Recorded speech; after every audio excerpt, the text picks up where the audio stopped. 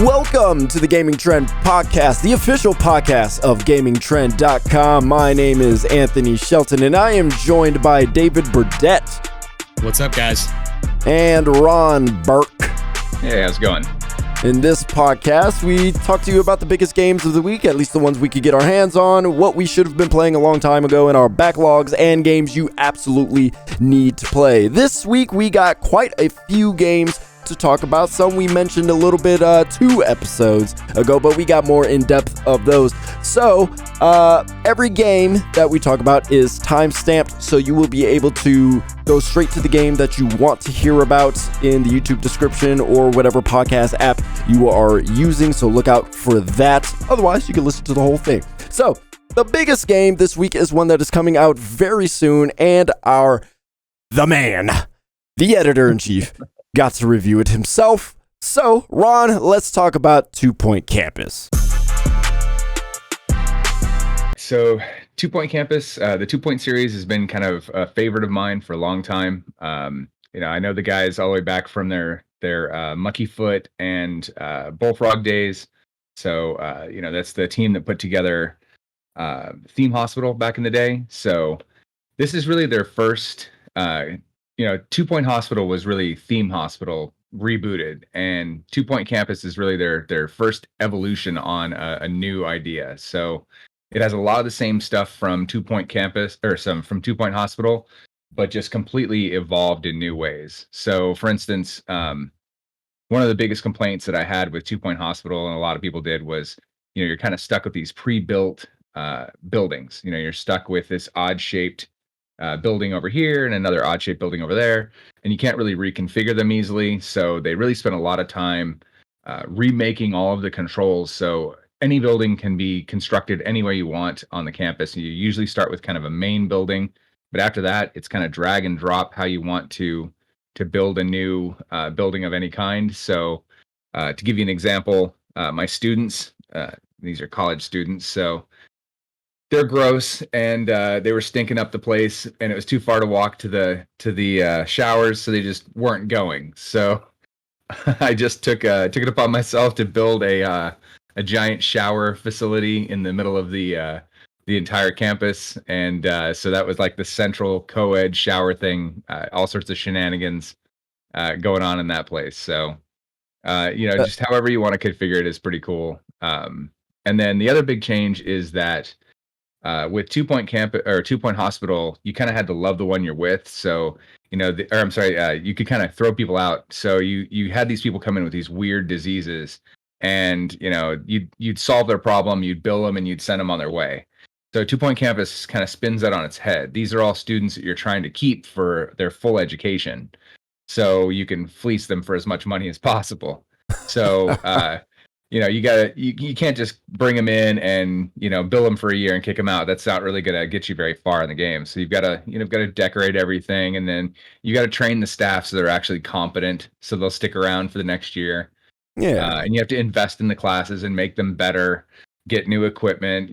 Like your robotics lab. Starts off with a basic robotics lab, but you're gonna want 3D printers, and you're gonna want stuff that's attractive to new students. Same thing, the VR lab, you get different VR stuff that you can put in the space. So there's, a whole bunch of different professions that you can unlock and train your students in.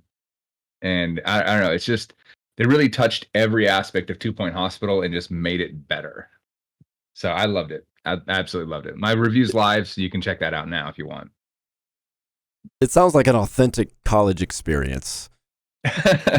Yeah, you can control the amount of money you fleece your students for too, including how much their tuition is, or how many soda machines you put around, so you can generate money that way. There's a whole bunch of ways that you can wring every dime out of those students. It's good stuff. The thing about it, experience. Yeah, the thing about it, at some point you probably educate them too. Yep, probably. Probably. I would imagine. No guarantees. That's exactly how college is. Yeah, absolutely. Yeah, absolutely. No, absolutely not.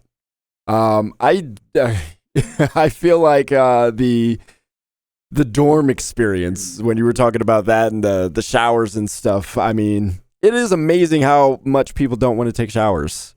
I mean, We've Do all you been. not We've smell yourself? all of us here have been to E3, and you would be surprised at how many people do not want, or maybe not even want, but don't take showers. Yeah.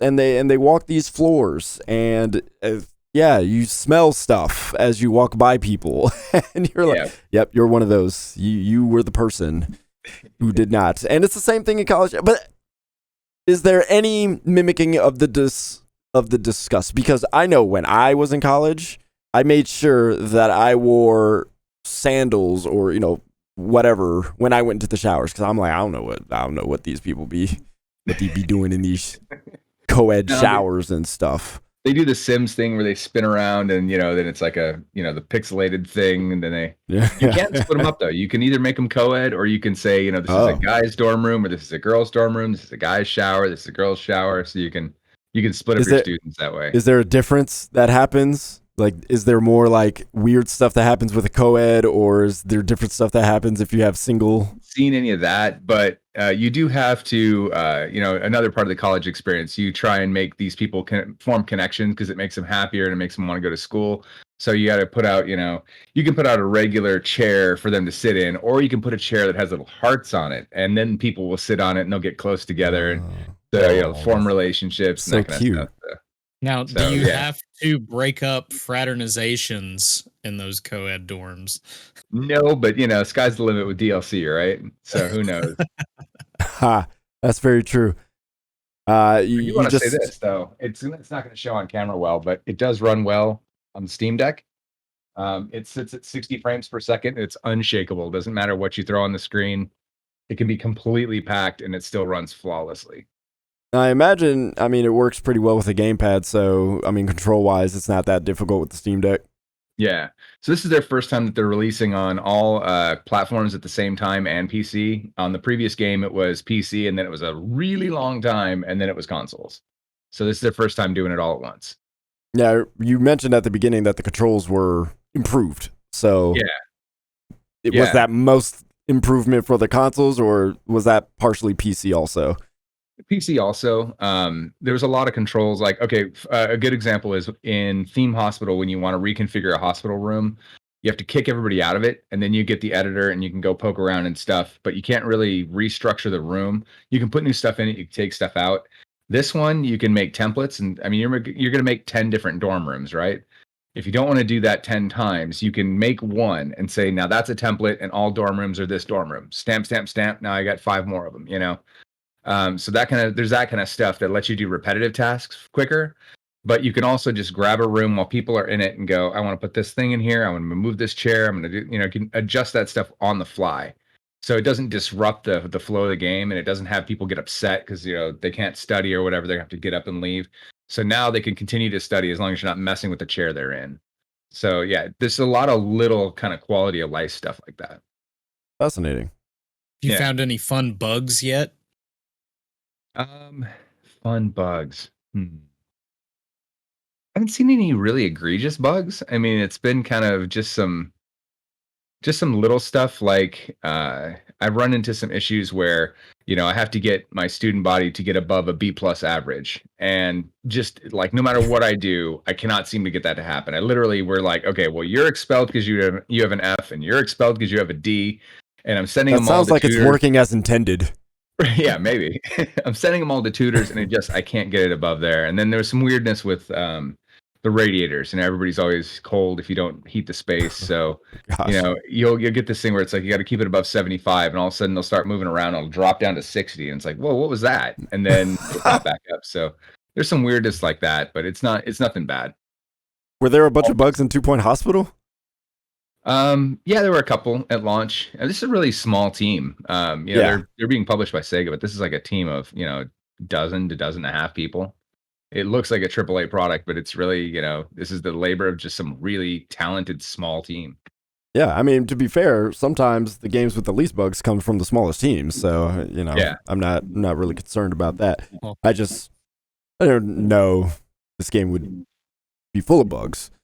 Yeah, and my comment was more on the fun stuff, like where, for instance, like you've got a friend of mine with, I think it was Roller Coaster Tycoon, found out he could fling people into another person's park, and they would die.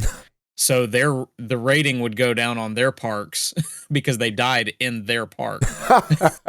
So wherever it lands. Sometimes in simulators, you have some really fun, weird, like you said, they wouldn't walk to the shower. Yeah. So, no, well, that's real too. That fun. That's probably working as intended. Coaster games, I've always decided at some point, I think I've had enough of being good now. I'm going to take the ends off my coasters and fling my coasters directly into the crowd. Yeah, at some point when your park is working too well, you got to spice it up a little bit. Yeah. Make your own Godzilla. All right, that is 2 Point Campus by 2 Point Studios and published by Sega. David, now you have ventured into the JRPG world, not one that you typically do, not one that Ron also typically does, but you did, and I wish Noah were here, but he is not, but I am. So you played a little Yakuza Like a Dragon because it was part of PlayStation Plus this month. Yes, it is. So talk to us about that. Funny enough, I played a ton of Final Fantasy X back in the day, and I love the Kingdom Hearts games. But I've not really touched a lot of that stuff. I've been more on the action basis. Obviously, I play a crap ton of Call of Duty, all these different kind of games and whatnot, and a lot of it's go fast, go fast, go fast. I want to just get this stuff done. I think some of that is just from, having to review so many different things. And sometimes you're just trying to progress through everything as fast as you can. Like a Dragon, I did not go in with high expectations, mainly not necessarily because of the JRPG-ness of it, but because I remember playing a previous, I don't remember which Yakuza game I tried, but the only thing I remembered is that it was all in Japanese and I had to read subtitles. And I am not a subtitle reader. You are above reading? No, I love to read. I just don't want to read while playing a video game. Or read while trying to watch a TV show. All right. I'm doing this to relax, not to be educated. This is not 2 Point Campus. All right. So I start this. I'm like, okay, let's give this a try. I know you have spoken very highly of it. I've heard several people speak of just one of their favorite games. It was nominated in one of the Game Awards. So yeah. But I start playing it, and I'm not once again, not high expectations or whatnot. First off, I realized this is in English. I don't have to read. No, David, not every JRPG is in subtitles. So that goes to pro section. Didn't have to read. Didn't have to read. And the thing is I actually love, people don't realize this, especially considering like my feelings towards Yakuza. I have really enjoyed the Judgment series. Those are really good games. But when I heard turn-based, that kind of turned me off a little bit because of just the speed that you feel like you're going to be taking with it and whatnot. But man, once you start getting into that and start just trying to figure out how to go through these different areas and fight back and all this stuff, it's not nearly as slow as you feel like it's going to be. There's a nice flow to choosing your attacks, trying to choose, hey, do I need to use the special attack? Do I need to use an item? It is kind of just bringing me back to those days when I used to be able to enjoy that. But then they've got these other things littering the gameplay of the turn-based, where if someone attacks me, if I hit the guard button really at the right time, I can like deflect a little bit, take a little less damage. And I even had like one of my people were running over across the arena to go hit somebody that I had knocked down with one of my other party members. And all of a sudden, out of nowhere, some dude smacks him and keeps him from being able to do the attack because of the way all of it works. And that that caught me completely off guard. I'm like, what? It's really dynamic. I just wasted some of my MP using this attack. Yeah. And so the dynamic part of it spacing matters. Yeah. Yeah. And I've already started learning a little bit of some of the systems, when I should guard, when I should do this and stuff, but it's all coming together in this very interesting package. But the thing is, the combat, all of that, that's not even like as fun as that is. not even the best part of this game. And it's because it's this kind of, you feel like you're living the real life of the main character, Ichiban. You feel like you're kind of just it's almost like it's like a lot of the different Japanese games are, where like Persona and whatnot is kind of one that I think of, because it's the high school simulator is what a lot of people call it. You're having to live your life while you're playing this game, and that's kind of what it feels like with him. And you really get connected. They do a really good job. I'll say this. There's too much exposition in the front, but I love the exposition in its front. It's mainly, when I say that, I mean, I've played for like 4 hours and I'm still feel like half of what I've played, if not 3/4 of what I've played, is cutscenes. Yeah. But it sets everything so up entertaining. so well it sets everything up so well to the point that I feel like kind of like I'm watching a drama unfold as I'm playing this video game. And that has just made it so much fun to mess around with. And then just the fact of like that one of the opening missions, you're running through the sewer to get to this one spot, and it's literally a mini dungeon that you're running through, and you're fighting people and stuff, and you're having to think on, oh, should I go ahead and use this item here so that I have enough MP before I run into these guys around the corner and these encounters and all. It's just, I never expected this game to be as fun as it is, and that's more of a detriment to me judging the book by its cover, especially given that I really enjoyed the Judgment series, and I could have seen, hey, this is kind of where this was leading to. So it's just probably the other thing on top of all of it. It's the corniest, campiest, cheesy stuff you've ever. Like, it's so corny. nuts that you're just like, okay, this is just like, I don't get why this is happening, but this is funny. And I love, like, it's so bad it's good is kind of the way that it takes itself. I've not run into an instance yet. I've not got to play a lot of it since it just came to Plus on Tuesday. But every moment so far of that has just been great, especially his bravado. Ichiban has this confident, I'm happy, I'm loyal, I'm going to do everything I can to make sure the right thing is done kind of thing. And it's not only endearing, but it's hilarious just watching him in these situations of, dude, you need to shut up. This is not how the world works. Yeah. It reminds me of Jackie Chan's kind of Hong Kong cinema stuff from the 80s and 90s before he kind of made it over to the United States with Rumble in the Bronx. It reminds me of that kind of goofy humor, and I love it. Yeah, Ichiban Kasuga is so idealistic in all the almost teenage-like ways.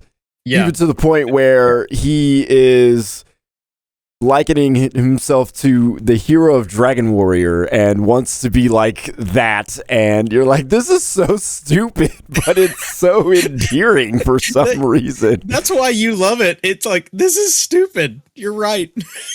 It's so dumb because it's like nobody thinks like this, and this is exactly the kind of stuff you want to engage with because nobody thinks like this. And yet here I am playing a game where somebody wants to be a hero so bad. And what's interesting is people do think like that because you have a lot of people who go, I want to help people when I grow up, and they don't know what that looks like. But that's exactly what Ichiban is, except he's like, I want to be the hero of Dragon Warrior. It's like, wait.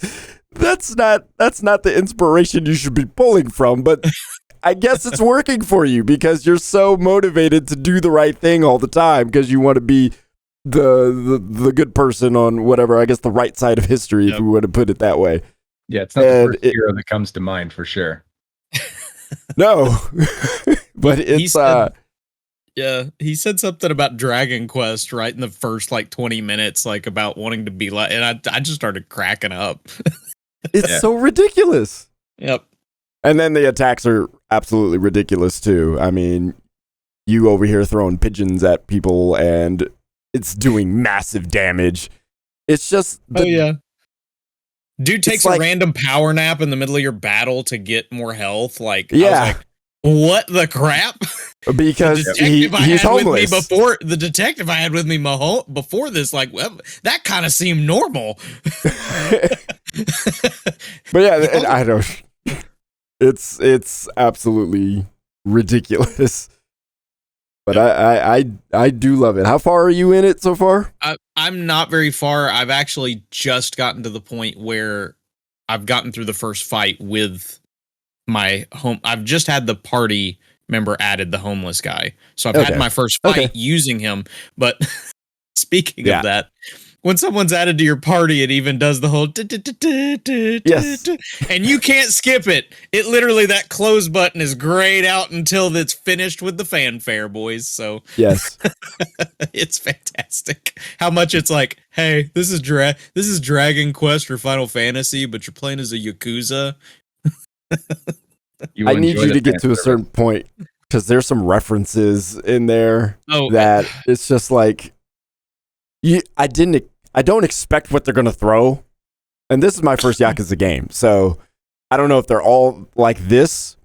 If they're not, fine, whatever. I like this, but the way they vacillate between absolutely bonkers goofiness and making references to other video games or movies, and also being serious to the point where it's like, wow, I feel like really bad for you type of thing. And it's, to me, it's flawless. Like the way the studio does this stuff, I'm like, how do you weave all this stuff together? Hollywood movies struggle with stuff like this, and you're just pulling it off so easily.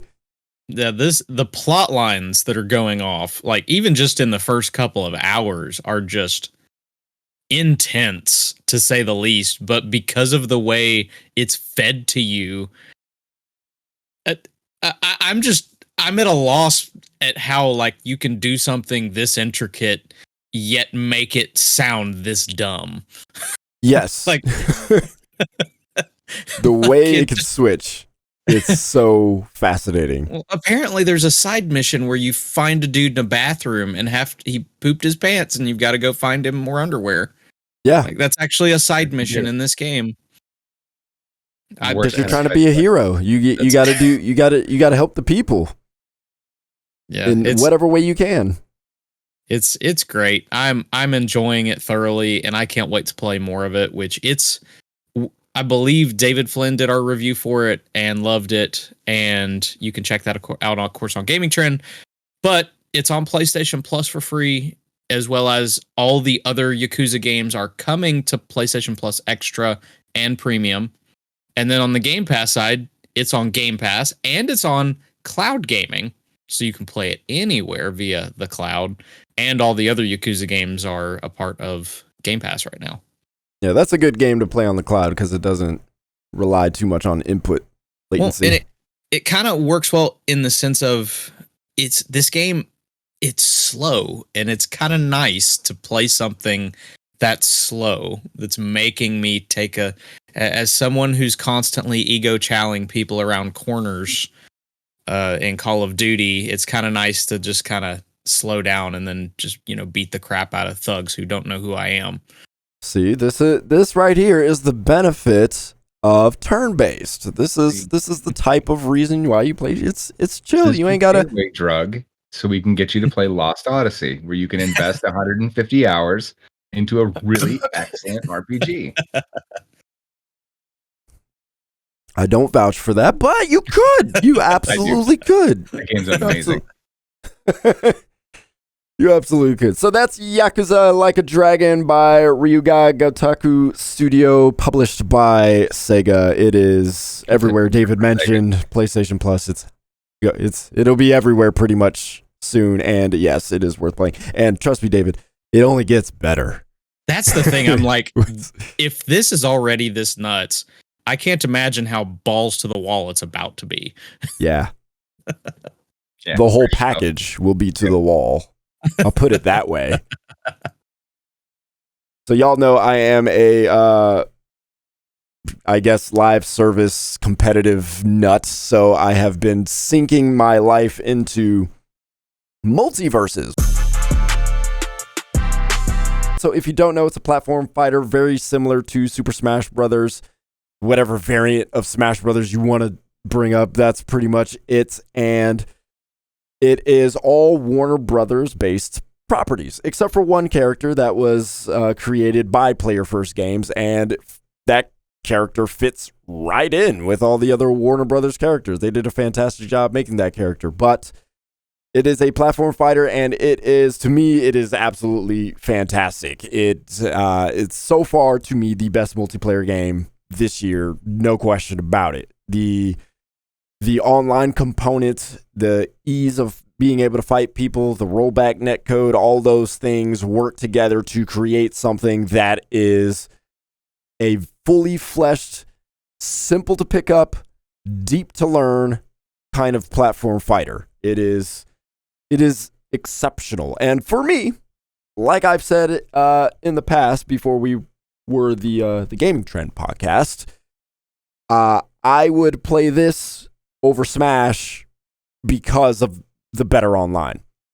Now, I will say, since it's entered open beta, the online has suffered a little bit because you got a lot of console players playing on Wi-Fi. You have a lot of more variables are happening, but for the most part, it's not bad. So, kudos to Player First Games, but the gameplay is as simple as it could get. It's even more simplified than Smash, if that could even be possible. But you basically have probably 8 to 12 attacks around there, somewhere in there, where Smash, I think you could get up to 15 to 16. So you would think the reduction of the amount of versatility in moves characters have would reduce the competition and kind of make everybody feel the same. But every character feels completely different. And that is what separates everything. Superman does not feel like Batman, does not feel like Wonder Woman, does not feel like Rain Dog, does not feel like Jake or Flynn, or none of them have similar moves. None of them have similar. All the actions you do to execute the moves are all the same. You know, your up Bs and up airs and all that stuff, all the same, just like Smash. But all the way the moves are executed completely different, which cannot be said about Smash. Smash from 64, Mario and Luigi, very similar. The attacks hit differently, but they look similar. And now we're all the way at Smash Ultimate. You got copycat characters. You got characters with different skins. There's a lot of similarities. You got 3 different Links. So there's a lot of similarities between the characters you can choose from. There is 0 of that in MultiVersus, and that's why the limited moveset compared to Smash or even Nickelodeon allows, I guess, more intense competition, at least for that game. It is not boring at all. It doesn't get stale. Of course, you'll see some moves that continually get used over and over by people. Yes, that could get stale, but their movesets are not stale. So it works really well. I guess when we talk about the live service part, I would have to say at this point, I think earning the in-game currency probably does take too long at this point. Before I was kind of in between. I wasn't sure. I do think at this point it does take a little too long. What does the currency do? So you could buy characters, you could buy skins, you could buy announcers, you could buy several different things. Some things you can only buy with the Gleamium, which is the purchasable income. Most everything else you can buy with coins. There are some things you can only buy with the Gleamium, but everything that matters you can buy with coins. Like all the announcers, for example, you can only buy with Gleamium. It's only 100, so that's basically $1, so it's not too bad. But other other things like skins. Some skins you can buy with coins. Some skins you can only buy with Gleamium. There's a Batman skin that's $20, right? So other skins are like $7. So I don't know why certain skins cost more than others, but that's kind of the setup that they got right now. Now the characters are, I'm assuming those can all be earned, and I would assume they could also be bought. Is it both, or is it one of those where you have to earn the characters through the coin? Yeah, you have to earn the characters through the coin. It's not like Smash, where if you play, 60 matches, you unlock a character. It's nothing like that. Like, you have to earn coins, and then once you get enough, you can purchase it. Now, could you go around that and purchase the characters? Yeah, you can buy it. Okay. You can buy them if you wanted to, but you can earn all. You don't have to. You can earn all of them. But that's what I was curious about. Yeah. That's the rub, though. So the least expensive characters are 1,500. The most expensive are 3,000. So to get to 1,500, you're probably gonna have to play about 2.5 hours. To get to 3,000, you're probably gonna have to double that to 5+ hours, and that's really also depending. That bad. It's not that bad, Darth Vader from Star Wars Battlefront 2. I mean, that was egregious. That was like 40 to 50 hours to unlock one character. Yeah, so it's not nearly that bad.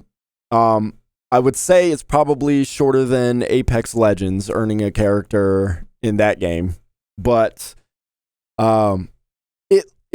it feels like a long time, because what happens at the end of a match is you see how many coins you earn and how many experience points you get towards your battle pass.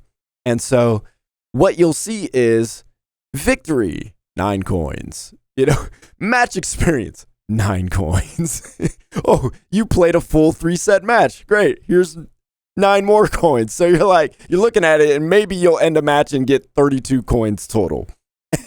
It looks like it's going to take a really long time to get this thing. But the matches generally last 5 minutes. So they're not long. Now, I will say, when you get to matches where it's more competitive and more people are bobbing and weaving and, trying to be more selective about when they attack and stuff, they can go on a little bit longer.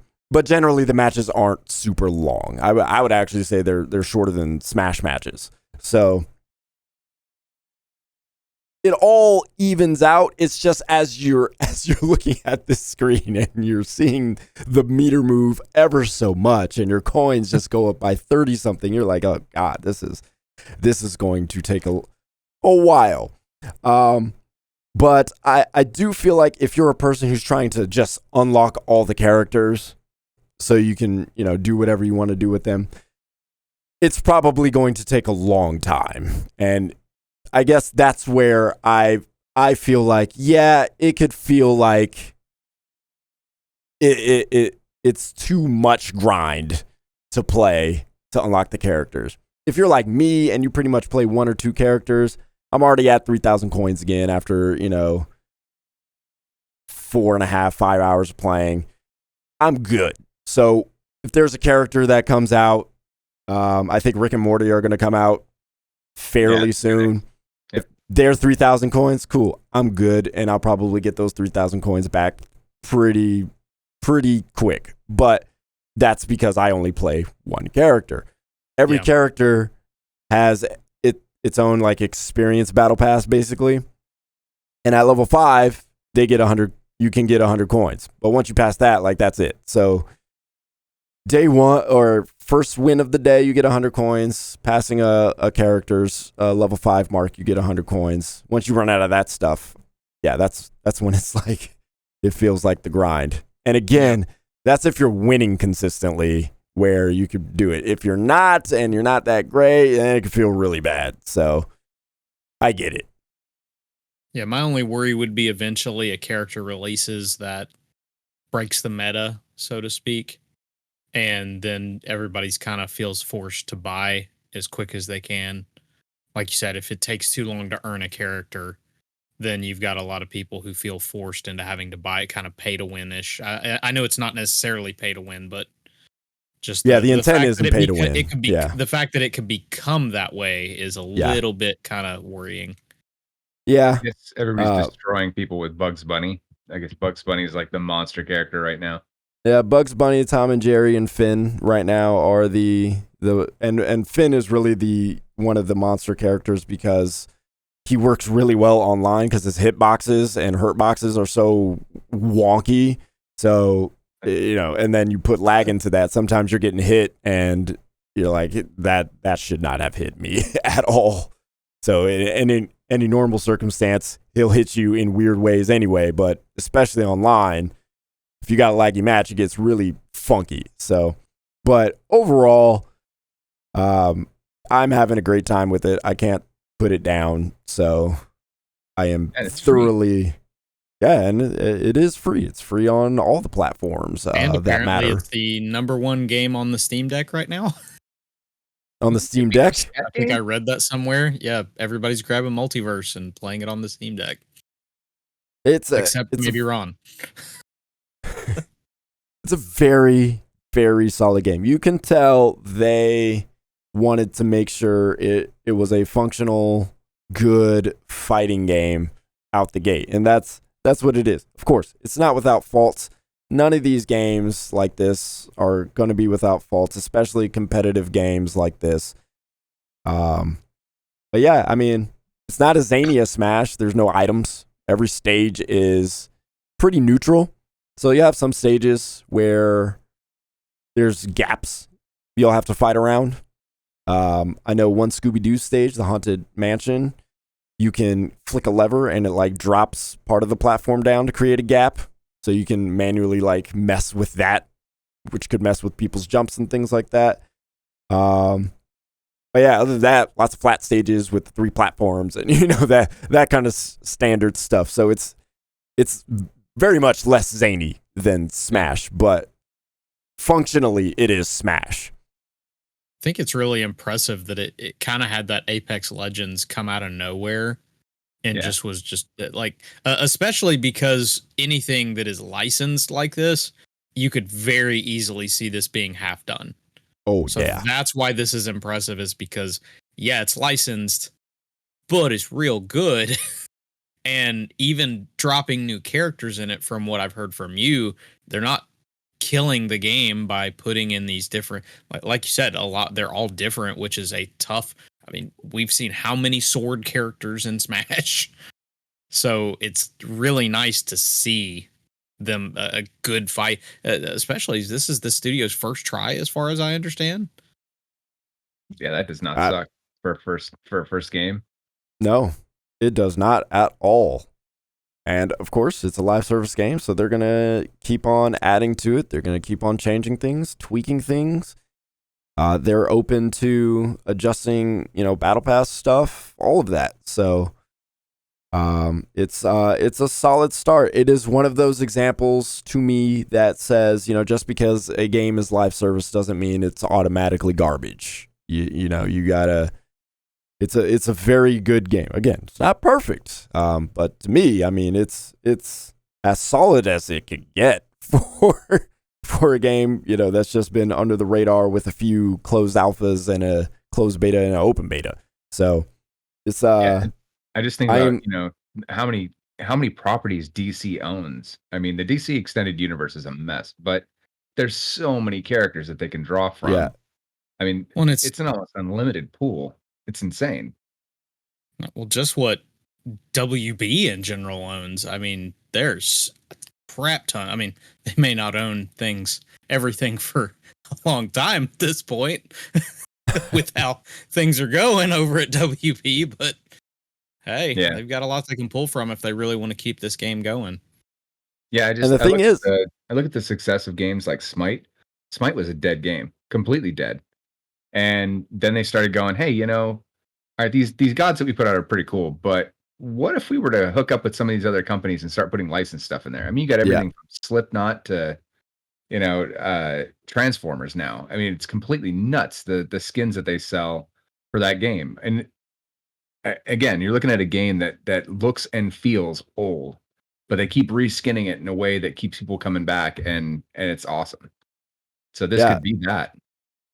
No, this will be that and better. Easily.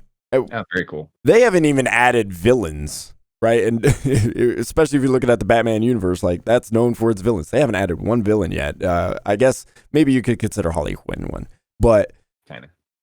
Yeah, kind of an anti-hero villain, whatever. But after, I mean, no Joker, no, nothing like that. Like, imagine if they added Two-Face, right? Like, there's just all these different variables they could add. They haven't, added any of the other DC superheroes that are lesser known.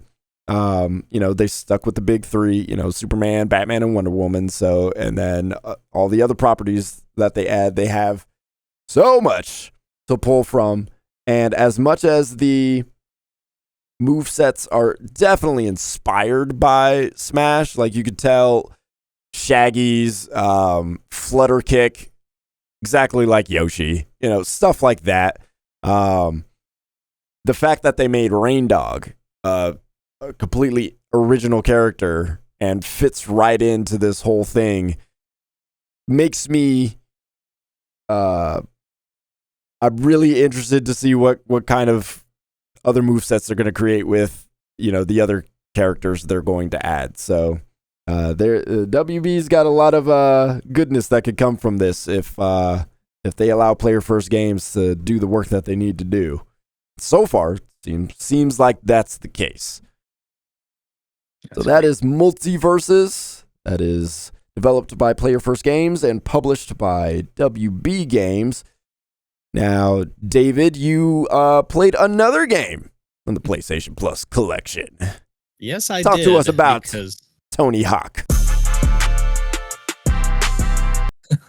Yeah, right now PlayStation is trying to get as many Activision things as they can before that pipeline is shut down. That's a great point. Because we had Crash last month. That's true. And now Tony Hawk this month. That's a very good point. I've got to play around with the Tony Hawk 1 and 2 remaster. Let me start out with this. It looks fantastic. This game looks and functions fantastic. Like the gameplay plays really well. I did not play a lot of them as a kid, so I don't know soundtrack wise if they had the same soundtrack or whatnot.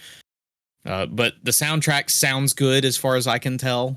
I've been messing around with it and whatnot, and this is kind of the second of this is just not my kind of game, but I'm willing to give it a try because it's on PlayStation Plus. Except this time, your boy was like, this is still not for me. Aww. And it's not because I don't like it. It's because I'm not good at it. It is very like the learning curve. I don't know if it's just me, but the learning curve seems so high. I am constantly falling flat on my face. The tutorial stage has broken teeth and blood all over it at this point from how many times I tried to do a whatever spin around trick and then just landed wrong. And there are so many combinations. I kind of feel bad because I played the first park, I guess. And the cool thing is they're really, at least in Tony Hawk 1, because I didn't really get a chance to mess around with 2, Tony Hawk 1s are very contained areas, the levels, I guess, that you play.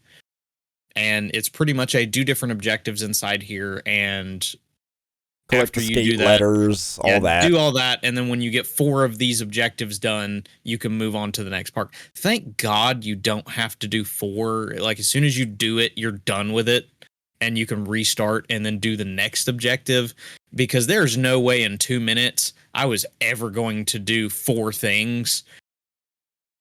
My high score was 14,000 points. Yeah, that's low. Which is awful. That is terrible, David. I mean, it was awful. Yeah, that's.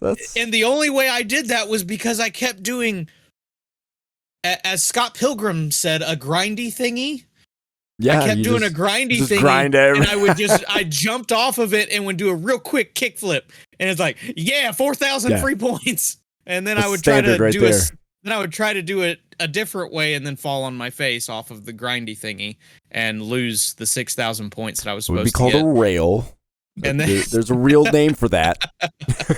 but then it's like, even when I finally got to like filled up my special bar by doing enough consecutive things, I was like, sweet, I can do this. And I went up and hit it. And I'm like, I know the button combination.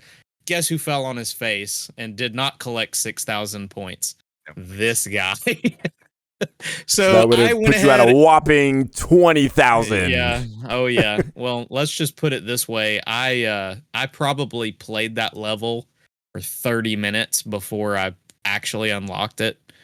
And it's 2 minutes at a time that you play it. If you add a minute for all the time I spent just, jumping through menus to get restarted and whatnot, I mean, that puts me at about 10 tries to get fourth. I mean, I probably got it within like 8 tries, but still, I kept playing it to see if I could do anything better. It did not get any better from there.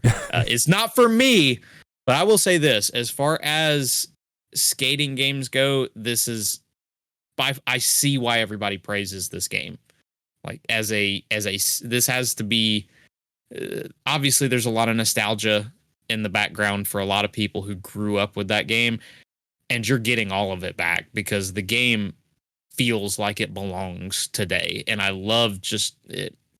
Maybe I'm assuming I'm not wrong about this, but all the updates that they've done with it, with just allowing you to have all the online multiplayer and the different challenges that they have where you can earn points for doing things as you progress through these levels, things that don't have anything to do with the level, but tricks you're doing and stuff like that. Like, just fantastic quality of life add-ins that you can take advantage of or you can not take advantage of. So just applause to the poor studio who no longer exists to make Tony Hawk games. I think that was something that kind of brought me back, as I got to see the Activision logo spinning around when I started it up. So that was like, oh yeah, man, I'm back in my Spider-Man 2 days. Oh God, yeah. Yeah. So, but yeah, what was it? Vicarious Visions who did that one?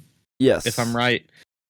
Rip Vicarious Visions, and they're moving on to other pastures because they made. Let's just say it this way: their last hurrah was a bang. Because it's not for me. I think it's fun, but man, it's definitely the best skating game out right now. Yeah, you paid the price with your face in the game, so it's certainly a banger for you. People already don't recognize Tony Hawk. They're not going to recognize him anymore after what I did to him on that training course. Yeah. I've always appreciated how this game was so arcadey, even when it came out, and it still took some level of precision and like get goodness to really get the most out of it. I've always loved that. It wasn't so arcadey that it was, California Speed in the arcade games and just nutty kind of nonsense stuff, but it was like, yeah, you could jump 300,000 feet up in the air and like pull off 600 tricks. You still gotta land it though, So like, and the way you have to balance yourself and things like that, it's all very simple to do, but it is not simple to execute all the time, depending on how used to the controls and stuff you are. So, I love that game. As when me and my brother used to play 2 in particular quite a lot, and yeah, just we were not good at it either, but more than 14,000 good, that's for sure. We could certainly land and string some tricks, but yeah, compared to people who truly love this game, not great, but yeah, still enjoyed it so much. So I got to say, I am very, very good at it. It's not behind me. I was looking to see if I had it behind me, but normally behind me, you can see a Tony Hawk's board that was signed by the entire Neversoft team. I went out to an event and absolutely crushed everybody at the event by a significant margin. Oh, wow. And they gave me a skateboard, and they had all the pros sign it and all the development teams sign it. Nice. So yeah, it's one of my prized possessions, but yeah, I'm a multi-million point scoring type for that game. So I have put entirely too many hours into it. Well, now there's no reason for me to try this at all. the thing for me though was the soundtrack. I mean, the soundtrack was There's so many bands that I never would have heard of if not for Tony Hawk. I mean, they're just like bands Alien Ant Farm. Who the hell is Alien Ant Farm? And then I'm like, okay, yeah, I can dig this. I can dig this track. And then now I like a bunch of their songs. That's not a band that I'd have found otherwise. So the soundtrack's really the magic for me. But yeah, you gotta get good, man. Come on. I'm pretty sure Tony Hawk was probably one of the bigger catalysts of the, I guess, for artists of putting their music in games. Yeah. Because even with Madden and FIFA, there was licensed tracks and things like that. And, I forget what the label was that EA was using for a while. I don't know if it wasn't EA Music, but EA Tracks. That's what it was. Yeah. Yeah. And so EA Tracks would be, in Need for Speed and, different things like that. Like that would be their label. But even still, it didn't hit quite the same as what Tony Hawk had with all because it wasn't just music. It was the right music. It was, this is what somebody would skate to. Right. Yep. And I think that changed the game for licensed music for games that cared about adding licensed music in it and wasn't all the time with EA, just putting what's popular, what's could be. I mean, Madden didn't hit all the time. As someone who bought a lot of Madden, it did not hit all the time. It didn't, because they were just adding, popular stuff, what people liked, some other random stuff maybe you hadn't heard of either, but it wasn't Madden. It didn't feel like somebody who was out in the park playing football would listen to. I've reviewed every single one of the UFC games, including the ones from EA. I can't tell you a single song on any of them. Not one. Yeah. They all had popular music soundtracks, but I can't tell you a single track. But I can probably recite off the top of my head the Tony Hawk stuff. Yeah, I do remember, I think it was FIFA 19.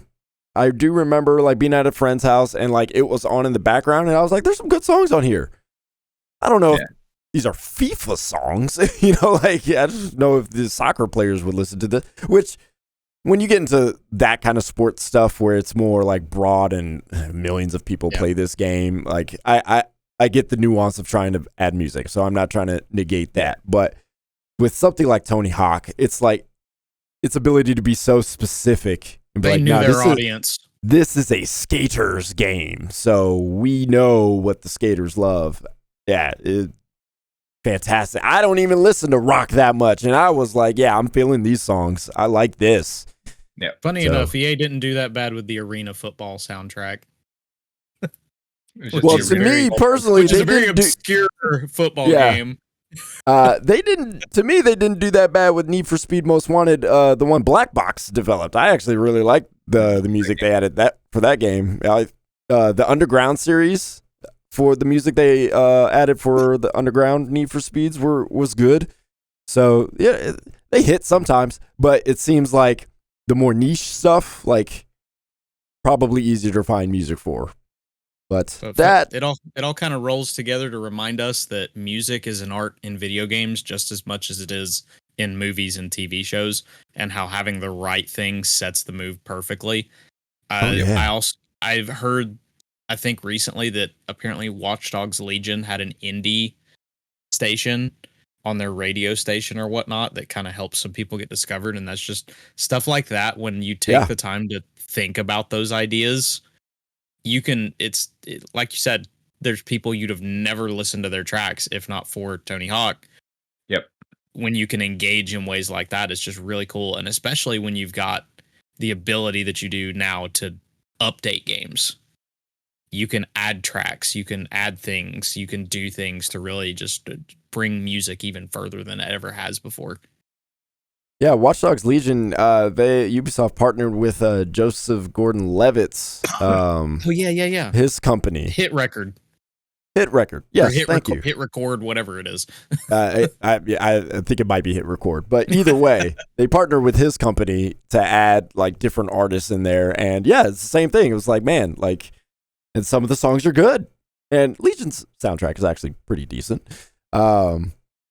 They mix up all the EU and UK artists as well. So, you definitely find some new stuff. But yeah, you're right.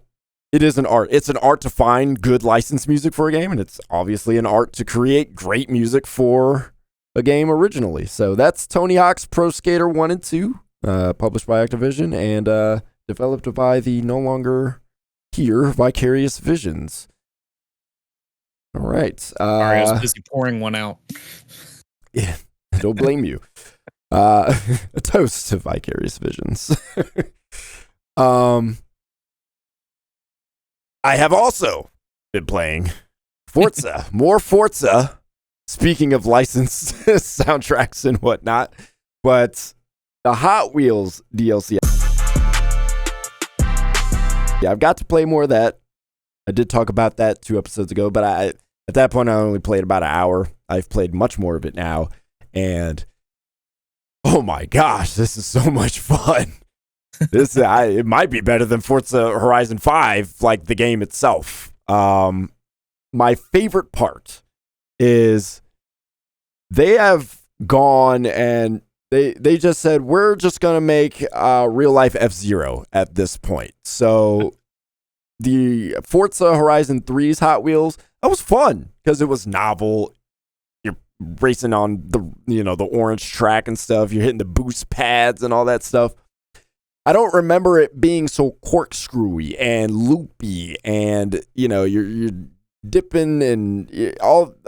It feels like you're riding a roller coaster. That's the exact feeling it is as you are driving through these tracks, to the point where sometimes I feel my stomach dropping like I were on a roller coaster because you're going so fast and you're going up and you're going steep down and then you're looping and then you're corkscrewing at the same time. And only Xbox had the DualSense. Yeah, I don't know what that feels like, so I don't know what I'm missing. So don't tell me so I don't miss any more. But what I have right now is fantastic. I absolutely love it. And yeah, they figured out how to design this. Obviously, it's just one large track that is absolutely huge, and figured out a way to make it so you can go fast without just boost pads. So the interesting thing about the way you progress, though, in this is you progress by class. So typically in Forza Horizon, you can pretty much race any class that you want.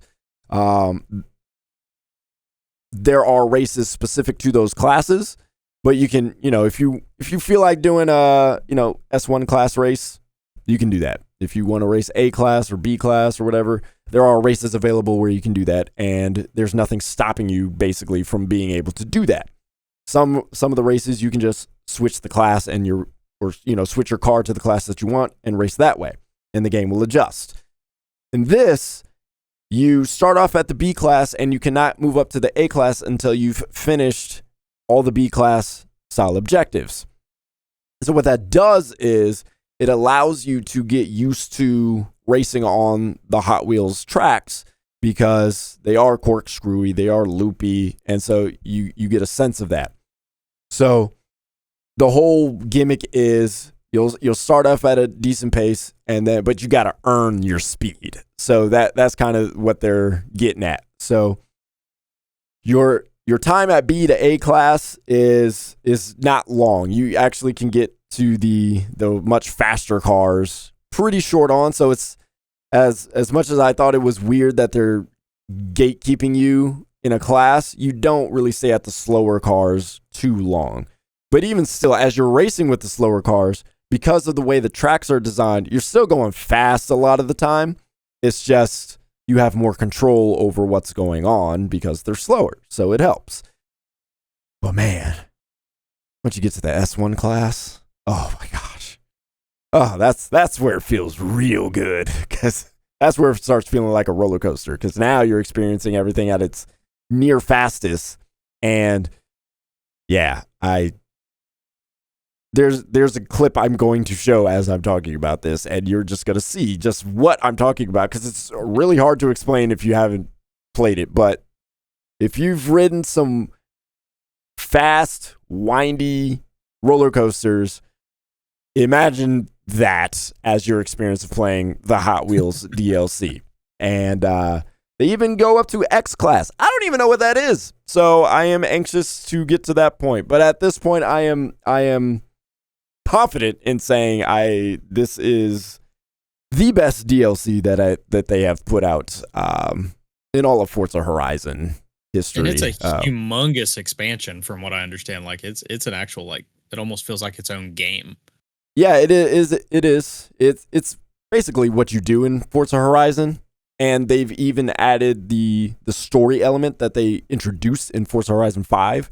So they added that to Hot Wheels. So they have some segments where you have to race through the story in order to progress, and you're learning about the history of Hot Wheels as you are driving on these Hot Wheels tracks. So, whether or not you enjoyed that part, I don't mind it. I haven't remembered anything because I'm also just focused on the speed and everything going on. But it is an interesting background at that speed, isn't it? Yeah, it's just hard to listen because you're so focused. Yeah. But I do think it's an interesting idea. I kind of like that they've added this little almost historical story type of thing going on where somebody's talking to you. I did like it. I did like the concept of what they were doing with Mexico and introducing people to the different culture and what you're racing in and race culture in Mexico and things like that, because not a lot of people know about Mexico's race culture and stuff. So I thought that was a really cool idea. So they just did that with Hot Wheels. And there are some things I did not know about Hot Wheels that I'm learning. I just can't remember off the top of my head right now. So it's cool. So it's a smaller, compact version of that. I'll probably be done in probably another 4 hours. But yeah, it's pretty beefy. It's pretty beefy. So that's Hot Wheels. That's the Hot Wheels expansion for Forza Horizon 5, developed by Playground Games. So I think that is all of it this week. So yeah. So busy week. It's a lot of stuff. That was, and next week's going to be just as busy if I recall. So you'll want to stay tuned for that. Ron, yes. I don't know if you told us what was the score for 2 Point Campus? 85. 85. So go check that out on gamingtrend.com. Yakuza, 95. It was very highly reviewed. Yeah. And the other David Flynn, reviewed the Hot Wheels DLC for Forza, and I don't remember the score he gave that one. Ron, do you know? David, do you know? I can pull it up really quick and tell you. All right. I like to keep myself ready for all of this stuff. I forgot to look it up before I started this, but I know he rated it highly as well. It was a 90, which, very much like you mentioned, it completely deserves it. I have not heard anything bad about it, and I love I really enjoyed the Hot Wheels game. So you just throw one of the best games of last year into one of the most fun things to do and smash them together. Yeah. One thing I do want to mention about the Hot Wheels, you wonder, riding around on an orange track all the time, does it get grating to the eyes? No. Because you're riding through on icy mountains and forests and waterfalls and deserts. So your scenery is constantly changing. So you're not necessarily always focused on this road. And to be fair, when you're in Forza Horizon 5, you're mostly riding around on blacktop. So it's fine. You're always staring at the same ground. Yeah, so that'll do it for us today. Thank you, Ron, for joining us. I don't know. Thanks for having me. Ron has been going through some stuff, so he found the energy to join us. Talk to us about 2 Point Campus. Lots of COVID coughing. I tried to suppress that as much as I could, and also recovering from surgery, so I'm a little run down. Sorry about that. But no, you did fantastic. I appreciate it, man. Yeah. Well, hopefully we'll have you back. Yes, and we'll be back next week. We got a lot of games to talk about next week. It's going to be a good week, so stay tuned for that. Also, you can join us on our Discord, which will be featured in the YouTube description and also the podcast app description, whatever app you are using. So check us out there if you'd like to tell us what you've been playing or talk to us about the games we talked about today. particularly MultiVersus. You know, I'm all over that game right now. So if you want to talk some MultiVersus, this is the guy right here. So my name is Anthony Shelton. That is Ron Burke. And that is David Burdette. We'll talk to you later. See ya.